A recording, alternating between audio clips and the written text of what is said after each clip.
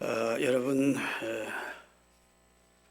우리 대한민국 사람들이 다 감격해하는 순간이 언제일까 이렇게 생각해 보면, 외국에서 우리나라 선수들이 금메달을 따고 태극기가 올라가면서 금메달 시상식을 할 때 애국가가 울려 퍼지면, 대한민국 사람이라면 이념 여하에 상관없이, 지역 사람들에 상관없이 다 같은 감동을 느끼게 됩니다.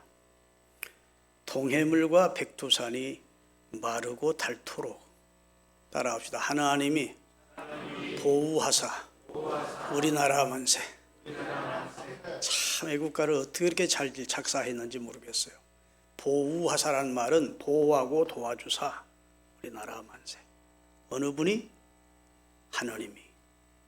하나님이 우리를 도와주시고 보호해서 우리나라가 만세일 겁니다. 그 애국가가 지어진 이후부터 우리나라는 망하지 않을 거예요. 하나님이 위기 때마다 지켜주시고 보호해 주시는 걸 보면, 나라의 애국가를 그런 식으로 찬송과 비슷하게 만든 나라는 대한민국밖에 없을 것이다, 그렇게 생각이 될 정도로 은혜로운 그런 가사이고, 또 금메달 따면서 그 노래를 부르게 되면 가슴이 울컥하고 마음에 감격이 밀려오는 게 사실입니다. 여러분, 우리나라가 얼마 전에 3.1절 기념식을 했습니다. 그 3.1절 기념식의 내용은 오등은 자애하고라고 이렇게 시작해요. 오등은 자애, 조선인은 독립국인과 그 다음에 조선인은 자주민이라고 하는 것을 선언하는 것으로 시작이 됩니다. 그 말은 지금 비록 일제의 식민지 하에 있지만 우리는 자유민이다. 우리는 독립하기를 원한다. 독립된 나라다. 그걸 좀 세계가 알아달라고 33인이 기미 독립선언문을 써서 세계 열강회의에 보냈던 내용입니다. 여러분, 우리가 이 세상에서 최고의 가치로 추구하는 것이 무엇이냐? 인간이 지향하는 최고의 가치를 자유라고 할 수 있습니다. 자유. 인간은 다 자유롭기를 갈망합니다. 자유롭게 사는 우리는 자유가 얼마나 소중한지를 모르죠. 우리는 지금 정치적인 자유를 누리고 있는 게 사실입니다. 그러나 저 북한에 자유가 속박되어 있는 사람들, 혹은 감옥에서 자유롭게 살 수 없는 그런 환경에 처한 사람들은 자유를 갈망한다고요. 자유가 아니면 죽음을 달라는 선언을 하면서 봉기했던 것이 프랑스의 자유혁명입니다. 인간은 그만큼 자유를 갈망하는 존재죠. 빠삐용이라는 영화를 다 보신 줄 압니다. 보신 분들은 한번 손 들어보시나요? 안 보셨어요? 성경만 읽으세요? 명화입니다. 그 빠삐용이라는 주인공이 억울하게 프랑스 감옥에 갇혔는데 탈옥을 여러 차례 시도를 합니다. 여러 차례 시도를 하는데 탈옥에 성공했다가 또 잡혀 들어오고, 성공하면 또 잡혀 들어오고 하면서 여러 차례 탈옥을 하죠. 그러다가 이제 한번 들어가면 나올 수 없는 섬에 마지막으로 이제 유배를 가서 생활하게 되는데, 그의 친구인 더스틴 호프만, 스티브 맥퀸이 이제 더스틴 호프만에 같이 자유를 찾아 탈출 또 하자 하니까, 나는 이제는 못한다 이랬죠.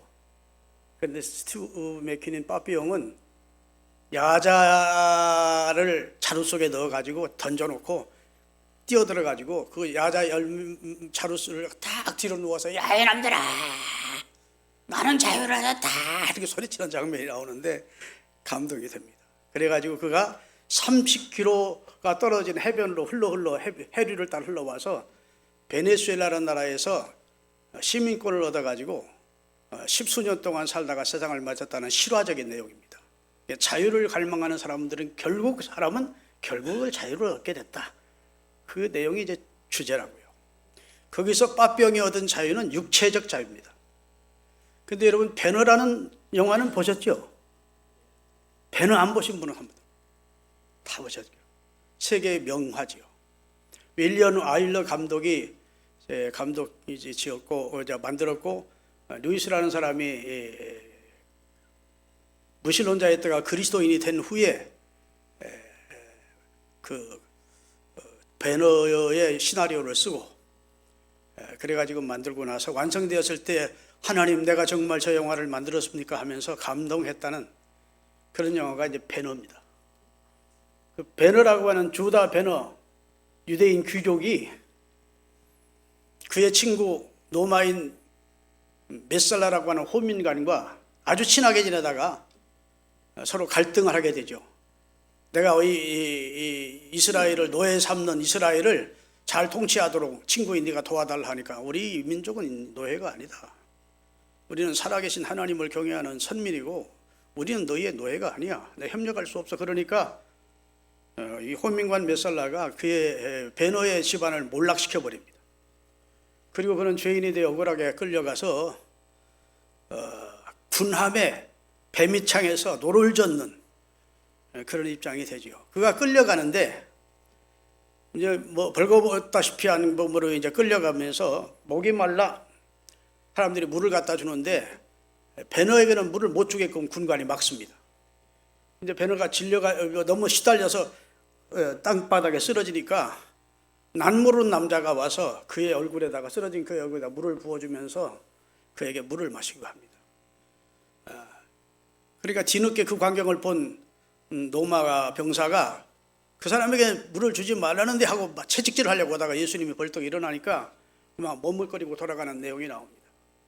여하튼 그러다가 이제 배 밑에서 저렇게 노를 젓는 배너를 제독 로마의 해군 제독이 보고 다른 죄수들과 다르다는 걸 느낍니다. 그의 눈빛이 살아있고 저는 노예가 아니고 자유인이다. 자유를 갈망하는 자고 저 눈빛은 살아있는 눈빛이다 하고 그를 따로 불러서 너는 내 밑에 후위관이 되달라 하니까 나는 누구의 노예가 될 수 없어. 그러니까 다시 배밑창으로 보내지요. 보내면서 발밑에 쇠고랑고 차고 있던 것은 그 사람은 풀어주라고 합니다. 그래서 배너는 그 착고를 차지 않은 상태에서 노를 젓다가 해적선과 이제 마주치게 되는데 그때 이제 해군 제독을 살려내는 겁니다. 그렇죠? 좀 생각이 나죠?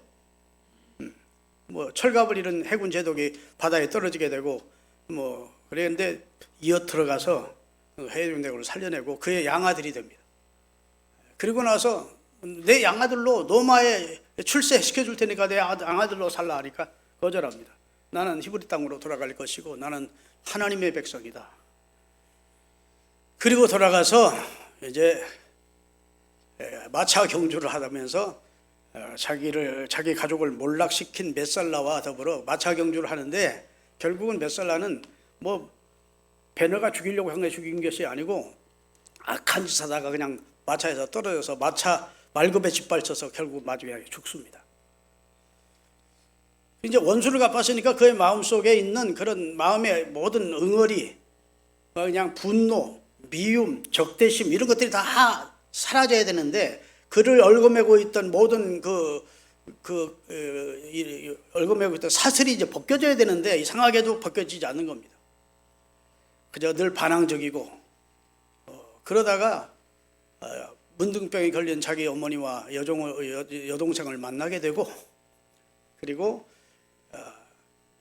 예수님이 십자가에 달려 돌아가시는 예수님께로 간 것이죠. 치료 잘하신다니까. 그랬더니 마침 예수님이 십자가 치를 지고 겟세마네로 올라가는 광경을 보게 된 겁니다. 그리고 보니까 저분은 나에게 물을 주셨던 분인데 내가 목말라 쓰러질 때 물을 주셨던 분인데 그러면서 예수님이 올라가시는데 끝까지 따라 올라가서 자신을 십자가에 매달고 조롱하고 저주하는 저들을 위하여 기도하시는 예수님을 봅니다. 아멘. 그때 저 모습이죠. 그때 이상하게 예수님이 피 흘려 돌아가시면서 그를 얽어매고 있던 모든 사슬이 그의 몸에서 풀어짐을 경험했다고 나중에 고백을 하는 것이죠. 그리고 믿음의 사람으로 사랑의 사람으로 자유한 사람으로 변화되는 내용이 나옵니다. 그리고 이제 그의 어머니와 그의 여동생이 문둥병에서 치료받는 과정까지가 영화의 끝이 되는데 예수님의 보혈이 줄줄줄 빗물에 흘러가면서 그러면서 자기의 죄가 씻어졌음을 그리고 자기를 얽어매고 있던 모든 사슬에서 자기가 벗어졌음을 경험하면서 자유함을 고백하는 내용이 나온다고요. 여러분, 여기서 베너가 얻은 자유는 심령의 자유입니다. 아멘. 빠삐용은 육체적인 자유를 끝까지 탈출해서 얻게 되는 것이고, 베너는 심령의 자유함을 얻게 되죠. 여러분, 갈라디아서 5장 1절을 읽겠습니다. 자, 다 같이 한번 읽겠습니다. 그리스도께서 우리를 자유롭게 하려고 자유를 주셨으니. 누가? 그리스도께서 우리를 자유롭게 해주시려고 우리에게 자유를 주셨대요. 그러므로 굳건하게 서서 다시는 종의 멍에를 매지 마라. 이게 이제 말씀입니다. 여러분, 이승만 대통령이 세상을 뜨면서 마지막으로 드린 기도가 있습니다.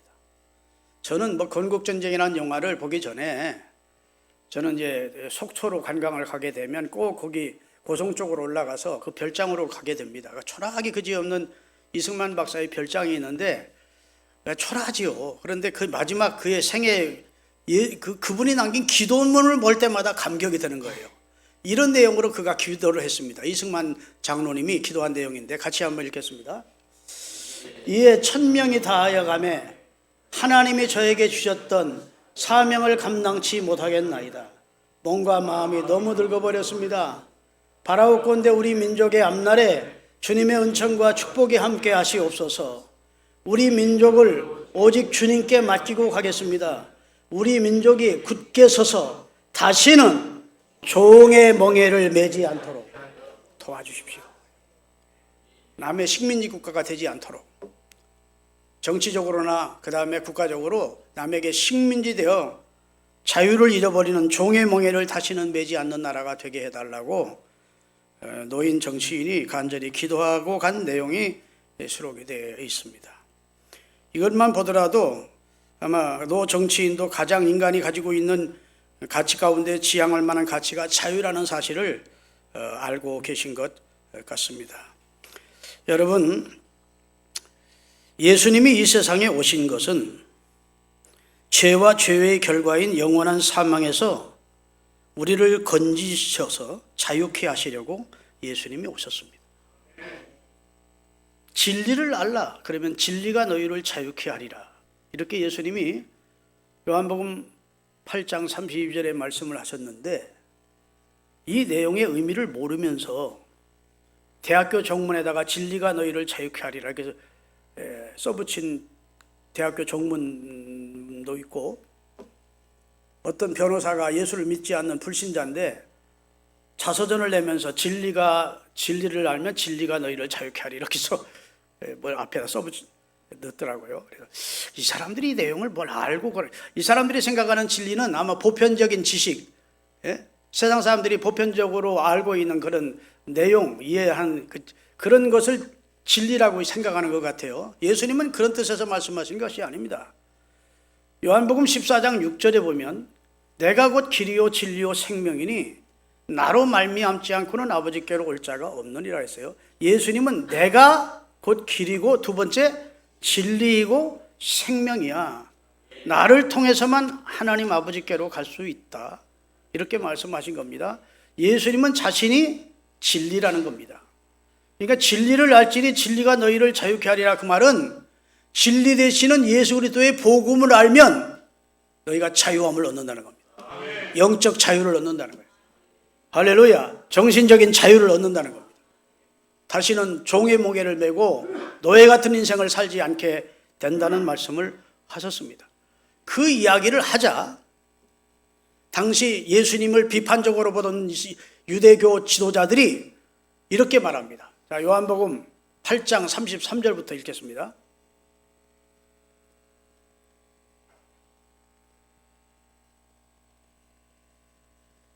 요한복음 8장 33절. 그들이 대답하여 하되 우리가 아브라함의 자손이라 남의 동된 적이 없거늘 어찌하여 우리가 자유롭게 되리라 하느냐. 예수님 앞에 이제 핀잔하는 것이요. 우리는 남의 좋은 된 적이 없는데 무슨 진리가 우리를 자유롭게 한다는 거야? 이런 거예요. 여러분, 지금 이스라엘이 로마의 식민지 하에 있었습니다. 그래도 이스라엘 사람들은 얼마나 자긍심이 강했던지 우리는 하나님의 백성이고 우리는 남의 나라에 종된 적이 없다고 하는 억지 생각을 가지고 있었습니다. 우리는 종이 아니야. 우리는 자유인이야. 그런데 내가 어찌하여 진리를 알라고 하고 진리를 알아야만 자유케 된다 하느냐? 그랬더니 예수님이 말씀하십니다. 34절, 예수께서 대답하여 하시되 진실로 진실로 너희에게 이르노니 죄를 범하는 자마다 죄의 종이야. 너희들 죄 안 지려고 애를 써도 결국 죄를 범하잖아. 죄를 짓지 않기 위하여 두 주먹을 불끈지고 어금니를 꺾게 물면서 다시는 이런 실수와 이런 죄를 저지르지 아니라 결심해도 다시 죄를 짓잖아. 그 죄를 지게 하는 배후에는 마귀가 있다. 마귀의 조종을 받아 결국 계속 죄를 짓는 너희는 죄의 종이야. 아멘. 이렇게 말씀하시면서 종은 영원히 집에 거하지 못하되 아들은 거할 수 있나니 죄의 종으로 사는 너희는 영원히 하나님의 나라에 들어올 수 없으되 아들을 통해서 구원받은 자는 영원한 천국에 들어갈 수 있다. 이렇게 말씀하시면서 결론이 36절입니다. 다 같이. 그러므로 아들이 너희를 자유롭게 하면 너희가 참으로 자유로워지리라. 여기서 아시는 아들은 예수님 자신을 말하는 겁니다. 하나님의 아들이 내가 너희 죄를 담당하고 너희를 죄 대속해 주면 너희는 죄의 종이 아니라 하나님의 아들로 영원한 하나님의 집에서 영생하는 복을 받게 될 거야. 이렇게 말씀하신 내용입니다. 할렐루야. 누가복음 4장 18절 19절입니다. 같이 읽겠습니다. 주의 성령이 내게 임하셨으니 이는 가난한 자에게 복음을 전하게 하시려고 내게 기름을 부으시고 나를 보내사 포로된 자에게 무엇을? 자유를, 눈먼 자에게 다시 보게 함을 전파하며 눌린 자를 뭐하게? 여기 자유라는 말을 거듭 두 번을 강조하면서 그 다음에 19절 주의 은혜의 해를 전파하기 위해서 나를 하나님이 보냈다는 겁니다. 하나님의 아들이 이 세상에 오시고 성령이 그에게 임한 것은 눌린 우리를 다 자유케 해주시려고, 포로된 우리를 자유케 해주시려고 하나님의 아들이 이 세상에 오셨다는 겁니다. 그에게 성령이 임했다는 것입니다. 목사님, 우리에게는 별로 해당되지 않는 말씀 같은데 우리는 지금 정치적인 자유도 누리고 뭐 가고 싶은 거 가고 먹고 싶은 거 먹고 입고 싶은 거 입고 말하고 싶은 거 말하고 사는 우리에게는 별로 해당되지 않는 말씀 같습니다. 이렇게 생각되는 분들이 있는데 이건 귀가 열리셔서 영적인 내용으로 받으셔야 됩니다. 우리는 영적으로 보면 우리는 죄의 종으로 사망에 매여 있는 상태이고 사단에 매여 있는 상태에 있었습니다. 지금도 그 가운데 있는 분들이 있습니다. 이미 해방되어 자유를 얻은 분들도 있겠고. 여러분, 죄의 싹은 사망이라고 성경은 확실하게 선언합니다. 죄는 싹이 있대요. 죄를 범하고 그냥 위아무에 하나님은 넘어가지 않는데요. 죄를 범한 싹은 사망이라는 겁니다. 그런데 우리 인간은 모두 죄인이래요. 로마서 5장 12절입니다. 여기서 말씀하시는 죄는 원죄를 말합니다. 다 같이 읽겠습니다. 그러므로 한 사람으로 말미암아 죄가 세상에 들어오고, 여기서 한 사람은 누구를 말할까요? 아담을 말합니다. 아담 한 사람을 말하면 죄가 세상에 들어오고 죄로 말미암아 인생에게 사망이 왔나니 이와 같이 모든 사람이 죄를 지었으므로 사망이 모든 사람에게 이르게 되었느니라. 아담이 죄를 범한 것은 아담 한 사람으로 끝나는 게 아니라 아담에게 속에 죄의 DNA가 들어오면 모든 아담의 후손 속에는 죄의 DNA가 있어서 결국 원죄를 타고나고 죄의 DNA 때문에 죄를 안 잊을 수 없는, 죄에서 절대로 자유로울 수 없는 인생이 인간이라는 겁니다. 아멘. 죄를 즐겁게 지는 사람들은 거의 없습니다. 그러나 이런 죄는 지지 말아야지 하도 어쩔 수 없이 죄의 영향 아래서 벗어날 수 없는 것이 우리 인생이라고요. 그런데 성경은 또 이렇게 말합니다. 로마서 5장 19절에 한 사람 순종치 아니함으로 많은 사람이 죄인이. 한 사람 누구를 말하는 겁니까? 아담을 말하는 거예요. 아담 한 사람으로 그가 순종치 아니함으로 많은 사람, 전 인류가 죄인 된 것 같이 한 사람 예수님이 순종함으로 많은 사람이 그 예수님 때문에 의인이 될 것이다 라고 선언을 하셨습니다. 여러분, 참 이해가 안 되는 말씀입니다. 그래도 그냥 들으세요. 듣다 보면 하나님께서 여러분에게 믿음을 주실 겁니다. 신령한 길을 열어주시고, 고린도전서 15장 22절에 더 자세하게 말하십니다. 아담 안에서 모든 사람이 죽은 것 같이 그리스도 안에서는 모든 사람이 삶을 얻게 될 것이다. 이게 복음 중에 복음입니다. 첫사람 아담 안에서 모든 사람이 죽는 것 같이 둘째 아담 예수 그리스도로 호적을 옮기면 그 사람은 삶을 얻습니다. 저희 아버님이 김용서 장로님이신데, 우리 아버님이 저를 낳기 전에 세상을 떠났으면 저는 이 세상에 존재하지 않고 우리 아버지 허리 안에 제가 있었을 겁니다. 우리 아버지는 우리 할아버지 안에 있었고, 우리 할아버지는 우리 증조 할아버지 안에 있었고, 우리 증조 할아버지는 고조 할아버지 안에 있었습니다. 이해되십니까? 그래서 옛날 서수남 하청일이 한일 자동 펌프를 선전할 때 한일 자동 펌프 하면 불이 이렇게 내려오다가 쫙 올라갔습니다. 그런 광고가 있었어요. 모든 인류는 다 아담 안으로 들어가는 겁니다. 하나님이 이 넓은 세상을 지으시고 사람을 많이 흩어져 살도록 살 수 있도록 건빵처럼 찍어 많이 만들어서 다 흩어져 살아 이렇게 하지 않고 한 사람만 만들었대요. 한 족속으로 이 세상을 두기 위해요. 이 성경에 나오는 얘기입니다. 한 사람 아담 안에서 모든 인류가 존재하도록 만드셨다고. 그래서 모든 인간은 다 아담 안에 있었던 존재입니다. 제가 제 아버지 안에 있었던. 믿습니까? 그러기에 아담 안에 있으면 다 죽는다는 말은 아담을 통해서 이 땅에 생명을 얻은 모든 인간은 죄의 종이고 죄의 영향을 받고 죄의 DNA를 가진 존재라 영원히 멸망받을 수가 없는데, 너무 이 상황을 안타깝게 보시고 하나님이 둘째 아담으로 당신의 아들을 보내주셨다는 겁니다. 죄가 없는 그분을, 그리고 마음으로 예수 그리스도가 내 주대가 된다는 사실을 믿고 입으로 시인하면 우리 주소가 아담 안에서 예수 그리스도 안으로 옮겨지는 거예요. 이걸 구원이라고 그러는 겁니다. 아멘. 그래서 신약성경에 보면 그리스도 안에서, 주 안에서, 예수 안에서 이렇게 말이, 안이라는 말이 나옵니다. 안. 아담 안에 있던 우리가 예수 안으로 들어가는 거예요. 그게 구원이에요. 저는 솔직히 이 시간 여러분에게 말씀드립니다. 아직도 예수 그리스도가 여러분의 마음의 주라고 마음으로 믿어지지 않고 입으로 시인되지 않으면 미안하지만 이 자리에 교회는 앉아 있어도 예수 안에 있는 자는 아닙니다. 그런데 여러분이 포기하지 않고 실망하지 않고 믿음 생활 하다 보면, 믿음은 들음에서 나고 들음은 그리스도의 말씀을 통해서 주시었기 때문에 하나님이 어느 순간 여러분의 귀를 여시고 여러분의 눈을 여시고 여러분의 마음을 열어서 성령이 여러분이 예수 그리스도가 주 되심을, 하나님의 아들심을 믿고 고백하게 하심으로 아담 안에서 그리스도 안으로 옮겨주시는 은총의 역사를 이루실 줄로 믿습니다. 그게 이제 영적인 자유함을 얻는 겁니다. 죄의 영향을 받지 않는 상태가 되는 거예요. 죄가 우리를 지옥 보낼 수 없어요. 아멘. 예수 그리스도라는 피의 백신을 맞으면, 예수 그리스도의 대속을 믿고 예수 그리스도가 쓰신 피의 보혈을 믿는, 보혈의 능력을 믿는 믿음이 우리 속에 들어오면 백신을 맞는 것과 같아서 어떤 죄가 들어와도, 어떤 병균이 들어와도 나를 넘어뜨릴 수 없다고. 그게 영적인 원리입니다. 그리스도 안에 있는 자는 결코 정죄함이 없대요. 자, 로마서 8장 1, 2절입니다. 그러므로 이제 그리스도 예수 어디에 있어요?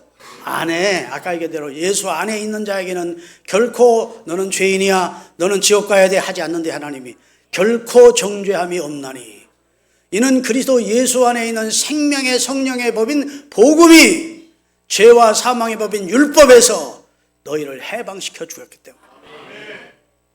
아멘. 율법, 이스라엘 사람들이 그렇게 자랑하는 율법으로는 우리가 구원 얻지 못해. 율법은 613가지 조항이 있습니다.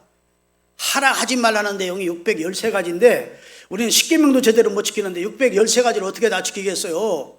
율법은 우리를 구원하려고 주시는 것이 아니라 우리가 죄인됨을 깨달을 수 있도록 하기 위해서 주신 것이래요. 아멘. 거울을 자신이 보고 자신을 알듯이 율법을 통해서 나는 죄인이구나, 내가 죄를 많이 범했구나, 내가 죄인임을 자백하기 위해서 그리고 내 죄를 담당하신 예수님을 바라보고 그를 고백하고 그를 받아들이게 하기 위해서 율법은 우리에게 구원으로 인도하는 초등학문이라는 겁니다. 그 다음에 진짜 하나님이 우리에게 주시기를 원하시는 분은 예수님을 통한 복음을 우리에게 주시기를 원하신다는 거예요. 그래서 그리스도 예수 안에 있는 생명의 성령의 법이 죄와 사망의 법 아래 놓여 있는 인류를 해방시켜 주시는 역사를 예수님이 이루신 줄로 믿으시기를 주의 이름으로 축원합니다. 할렐루야. 그래서 인간은 죄로부터 자유함을 첫째 얻어야 돼요. 그냥 죄범하고 나서 아이고 나는 죽일 놈이야. 나는 아이고 하나님 앞에 염치 없어도 이제 기도도 못 해갔어. 이러면서 날마다 위축되지 마시고 하나님 여러분과 제가 연약한 존재라는 거 아실까요? 모를까요? 아시죠. 하루에도 1000번, 1000번 넘어질 수밖에 없는 연약한 존재임을 예수님이 아실까요? 모를까요? 아십니다. 베드로가 예수님을 3번 부인할 것을 아십니까? 모르십니까? 다 아십니다. 예수님은 그 몸을 인간에게 의탁지 않으셨대요. 왜냐하면 인간이 어떤 존재임을 아셨기 때문이라. 인간이 얼마나 나약하고 연약하고 그 다음에 변수가 많은 그런 변덕주의스러운 그런 존재인지를 예수님이 아세요. 그런 우리에게 뭐 대단한 것을 요구하지 않습니다. 다 받아서 하라는 겁니다. 하나님 따라합시다. 받아서 하라. 능력 받아서, 성령 받아서, 은혜 받아서, 아멘. 다 받아서 주의 일을 하라는 것이지 네 속에 있는 것 가지고 나 좀 잘 섬겨봐라. 성경은 그렇게 하지. 하나님은 그런 기대를 하지 않습니다. 하나님은 다 성령의 능력 받아서 받으면 예루살렘, 유대, 사마리아 땅 그 내 증인이 절로 된대요. 내게 붙어 있으면 절로 열매를 맺는데 다 받고 예수님 안에 있으라는 것이지 내가 예수 밖에서 열심히 노력해가지고 플라스틱 열매를 한번 맺어봐. 그러면 내가 그 열매 먹을게 하지 않아요. 여러분이 노력으로 하나님 앞에 드리는 열매는 다 플라스틱 열매예요. 주님이 드실 수 없는 열매라고. 성령이 맺게 하시는 열매가 진짜 열매인데 그것은 주님께서 우리 가운데 은혜 주실 때 가능한 것입니다. 여러분 그래서 신앙생활 잘하려고 여러분이 인위적으로 노력할 필요가 없어요.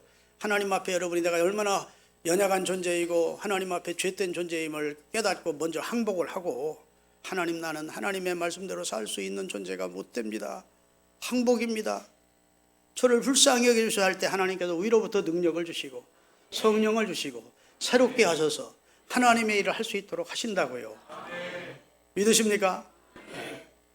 그러니까 여러분 죄로부터 자유케 해주시려고 하나님의 아들이 십자가에 달려 여러분과 저의 죄를 사해 주신 줄로 믿습니다.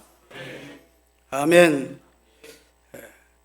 우리가 이 죄로부터 자유함을 얻게 되고 나서는 주님의 은혜가 감사해서 주님의 말씀대로 주님의 은혜를 보온하며 사는 삶이 되는 것이죠.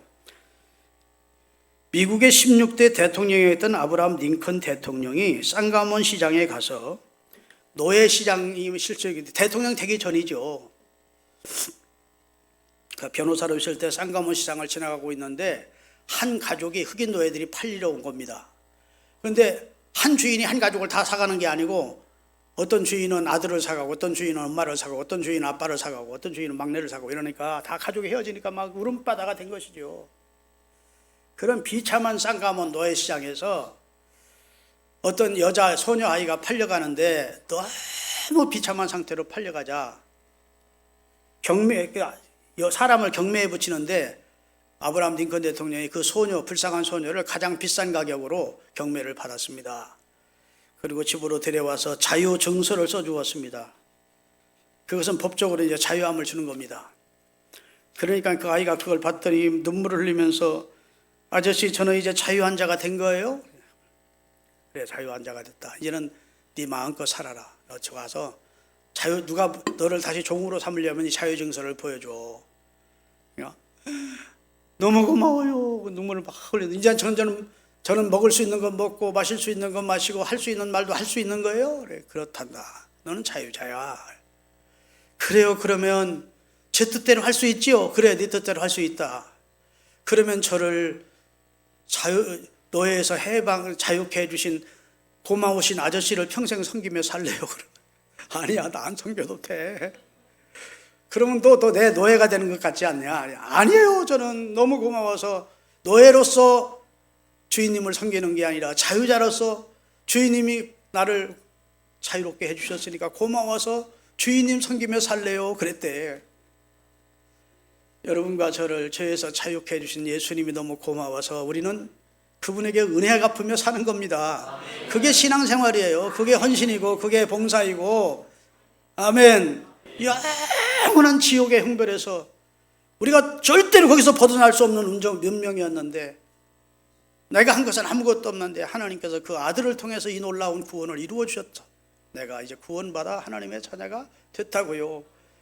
내 의지로 내 노력으로 예수님이 내 주가 되십니다, 하나님의 아들이십니다 이렇게 믿고 고백된 게 아니라고요. 성령이 그렇게 우리로 깨닫고 고백하도록 하셨다고요. 그래서 에베소 2장 8절에 너희가 그 은혜를 인하여 믿음으로 말미암아 구원을 얻었는데 이것이 너희에게서 난 것이 아니요 하나님의 선물이라고. 하나님이 믿음도 은혜도 구원도 선물로 주셔서 우리가 구원을 받게 됐고 자유롭게 된 줄로 믿으시기를 예수님의 이름으로 축원합니다. 특별히 여러분과 제가 얻은 자유 가운데 하나는 죽음으로부터의 자유입니다. 이게 사실은 진정한 자유죠. 프랑스의 파리 브루세 병원에 1980년 3월 달에 중병으로 입원한 환자가 1980년 4월 16일 한 달 만에 죽었습니다. 그는 누구인가 하면 실존주의 철학자였던 사르트르라는 사람이었습니다.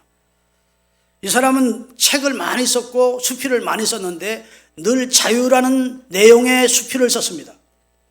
자유가 너무 아름다운 것이다. 자유는 너무 귀한 것이다. 자유만큼 황홀한 것이 어디 있는가. 자유를 예찬했던 그런 사람이 철학자, 실존주의 철학자 사르트르였습니다.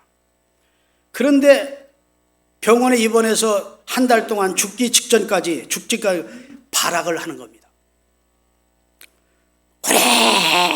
고래 소리를 질러대는 겁니다. 절규를 하는 겁니다. 울음을 터뜨리는 겁니다. 죽기 싫다고. 나 못 죽어. 벌벌 떨면서 공포에 질린 눈을 가지고 그냥 몸부림을 치면서 나 좀 너가 살려줄 사람 없느냐고 한 달 동안을 그렇게 소리를 질러대다가 결국은 한 달 만에 그가 죽었습니다. 그랬더니 잠잠하던 프랑스 언론에서 떠들기 시작한 겁니다. 철학자 사르트르, 자유를 예찬했던 그가 왜 그렇게 죽음 앞에 두려워했을꼬? 왜 그렇게 비참한 죽음을 맞이했을꼬? 여러 의견들이 분분할 때 한 독자가 투고를 했습니다. 사르트르가 죽음 앞에 두려워했던 것은, 그렇게 공포스러운 최후를 맞게 된 것은 돌아갈 고향이 없었기 때문이다. 하나님 앞에 설 자신이 없었기 때문이다. 이랬어요. 옳은 말입니다.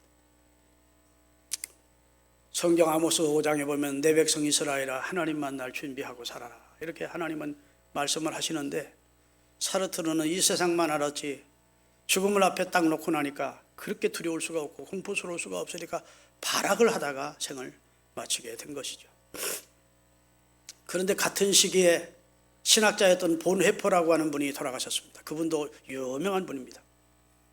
그분은 나치에 항거하다가 히틀러에게 항거하다가 결국은 정치범으로 잡혀서 감옥에 갇혔다가 사형 언도를 받고 사형 집행을 당하게 되는 날 간수가 그를 데리러 왔습니다. 본헤퍼는 직감을 했습니다. 나 사형시키려고 간수가 데리러 왔구나. 자리에서 일어나서 나머지 감옥에 있던 동지들에게 말합니다. 여러분, 이제 제가 이 땅의 삶을 끝낼 때가 온 것 같습니다. 나는 이제 이 세상의 삶을 끝낼 것입니다. 이 세상에서는 여러분을 다시 만날 수 없지만 나는 내 주님께서 나를 위해 준비한 천국으로 갑니다. 천국에서 여러분을 꼭 만나기를 원합니다. 믿음 생활 잘하다 오십시오. 그리고 가서 사형을 당했습니다. 두 사람이 좀 비교되지 않아요? 죽음 앞에서도 의연했던 그 자가 자유자입니다. 아멘. 여러분 고린도전서 15장 55절부터 57절까지 같이 읽겠습니다. 사망아, 죽음아, 너의 승리가 어디 있느냐? 예수님이 오셔서 부활하신 이후부터는 사망이 절대 승리자가 아니라는 겁니다. 사망아, 너의 승리가 어디 있느냐? 사망아, 너가 쏘는 죄악에 쏘는 화살이 어디 있느냐? 사망이 쏘는 것은 죄고 죄의 권능은 율법이었는데 57절 우리 주 예수 그리스도로 말미암아 우리에게 승리를 주시는 하나님께 감사하리로. 아멘. 사망이 우리를 짓누를 수 없다는 겁니다. 형태의 변형이죠. 한국에서 미국으로 이민 가는 것처럼. 아멘. 형태가 변형돼요. 여러분 부활이라고 하는 건 이렇게 생각하면 돼요. 부활과 주님 앞에 가는 것은 옛날에 시골 화장실에 가면요. 좀 그래도 좀 들으세요. 이해하기 쉽게 하려고 비유를 할게요. 옛날 화장실에 가면 단지 하나를 묻어놓고 거기서 이제 볼일을 봤습니다. 볼일 보다 보면 이상하게 이렇게 보게 돼요. 보고 싶지 않아도 구더기가 거기 꼬무락꼬무락 올라와 이렇게 똑 떨어지고 똑 떨어지고 올라오다 똑 떨어지고 그래. 그러다가 올라오는 게 있습니까 없습니까? 올라오는 게 있어요. 올라와가지고 흙 밑으로 파고 들어가. 흙 밑으로 파고 들어가 있어요. 그러다가 시간이 지나면 그것이 뭐가 돼요? 파리가 돼서 날아다니고. 안방으로 와서 안방 밥상에도 앉고. 여러분 이 세상은 그런 부대기같이 이 세상이 이런 세상에서 우리가 하여튼 어떤 방법으로 이 세상의 성공을 향해서 올라갑니다. 똑 떨어지고 똑 떨어지고. 수많은 종교 있습니다. 수많은 종교를 통해서 구원받으려고 올라오다 그러다가 올라와서 땅 밑으로 들어가. 그랬다가 다시 부활해. 인생이라고 하는 것이 구더기, 무덤, 부활 이렇게 진행이 돼요. 아멘. 그런데 부활은 부활이되 영멸의 부활이 있습니다. 그가 지은 범죄의 대가로 영원한 지옥의 형벌을 받는 부활이냐, 영생의 부활이냐. 여러분과 제가 다 예수님을 통해서 죄에서 자유함을 얻고 죽음에서 자유함을 얻으면 영생의 부활에 동참한다는 것이 성경의 내용입니다. 어떤 자는 영멸의 부활, 어떤 자는 영생의 부활로 나올 것이라고 말씀해 주신 줄로 믿습니다. 오늘 제가 어떻게 두서없이 설교하는 것 같아서요. 좀 그렇긴 한데 여러분 여기 지금 다윗이 오늘 본문의 주인공이 다윗이에요. 다윗이 지금 자유함을 노래한 내용입니다. 시편 가운데 가장 위대한 시편, 아름다운 시편이 시편 23편이에요. 신앙생활 오래 한 분들은 다 암송하는 시편입니다. 그렇죠? 여호와는 나의 목자시니 내게 부족함이 없대. 욕망으로부터의 자유함을 선언하는 겁니다. 인간은 다 욕망 덩어리거든요.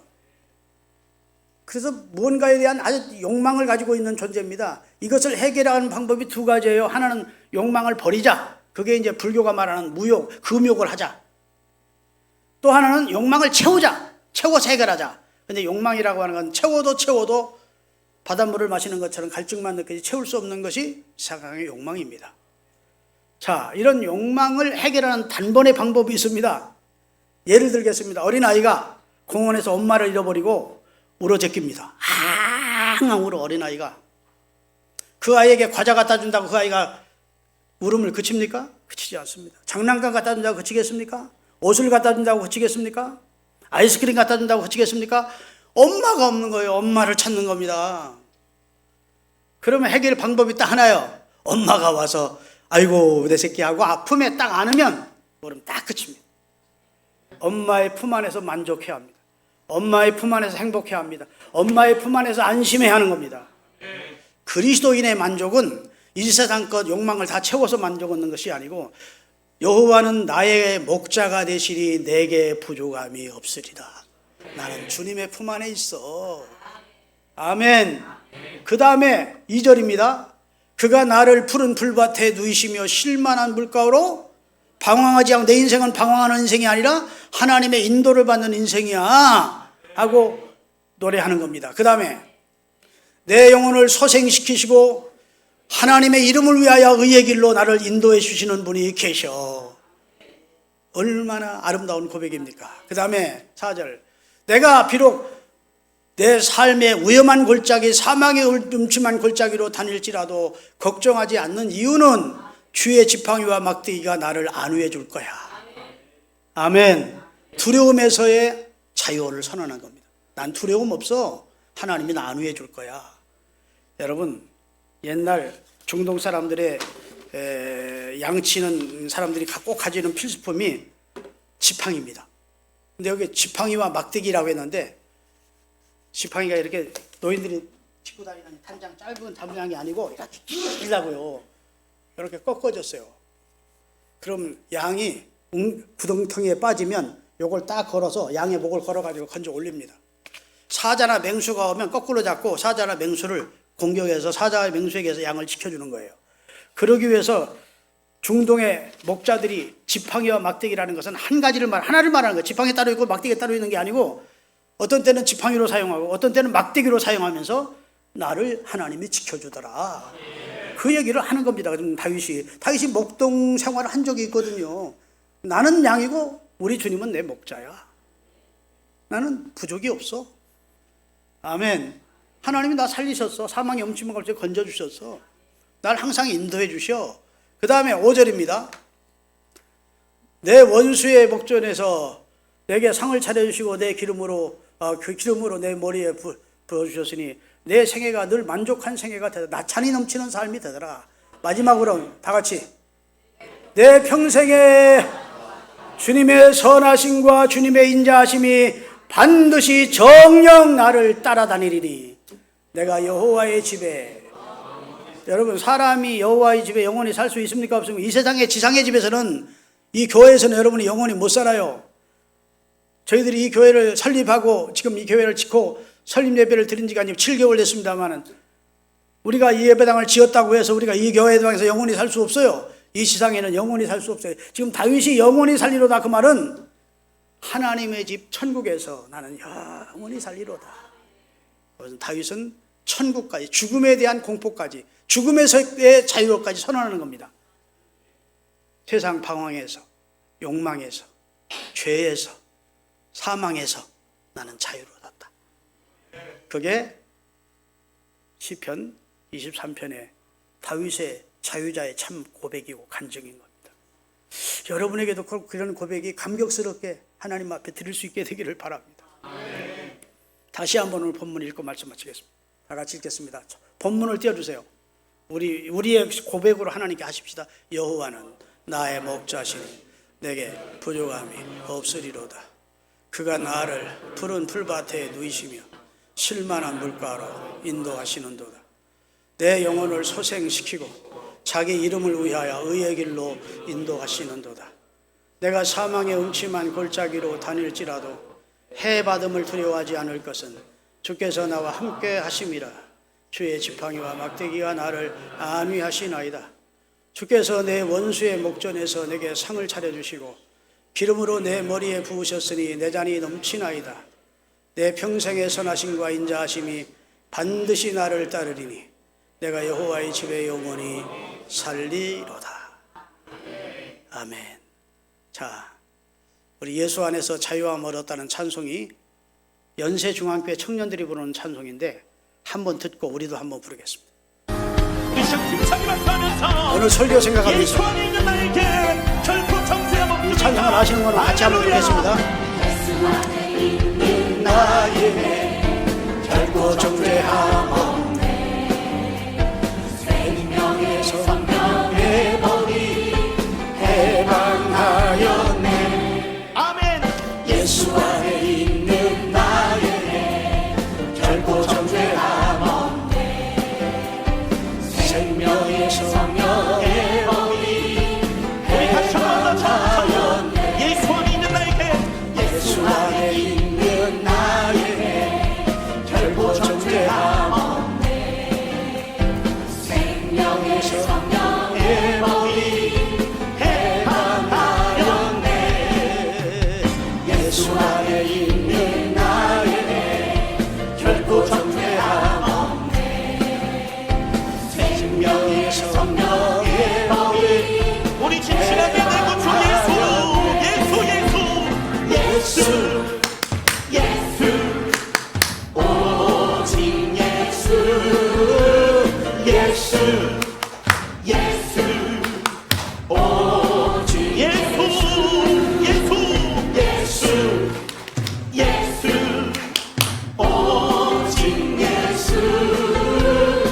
예수 아멘 예수 오직 내 죄와 사망에서 나를 구원했네 죄와 사망에서 나를 구원해 해방되었네 죄와 사망의 법에서 해방되었네 죄와 사망의 해방되었네 죄와 사망의 법에서 해방되었네 죄와 사망에서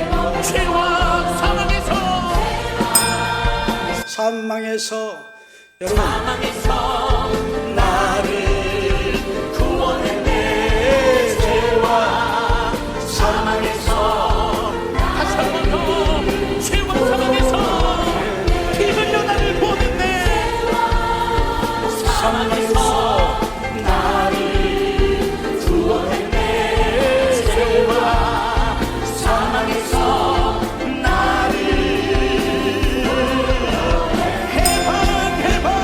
아멘. 여러분 저 청년들이 참 즐겁게 부르죠. 구원의 감격에서 우리 그렇게 부를 수 있을까? 한번 일어나서 한번 우리 불러봅시다. 우리 한번 일어나서 부르자.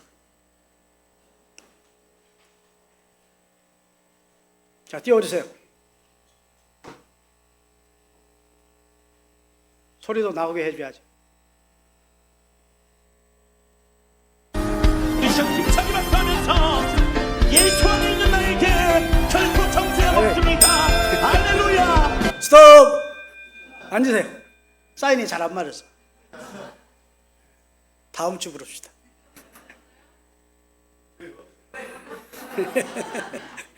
우리 미강 청년이 뭐라고 하네?